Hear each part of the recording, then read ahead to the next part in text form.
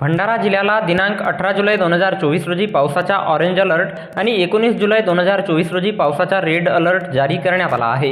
भारतीय हवामान खात्याद्वारे प्राप्त माहितीनुसार दिनांक 18 जुलै 2024 रोज गुरुवार रोजी भंडारा जिल्ह्याला पावसाचा ऑरेंज अलर्ट आणि 19 जुलै 2024 रोज शुक्रवारला पावसाचा रेड अलर्ट जारी करण्यात आला आहे।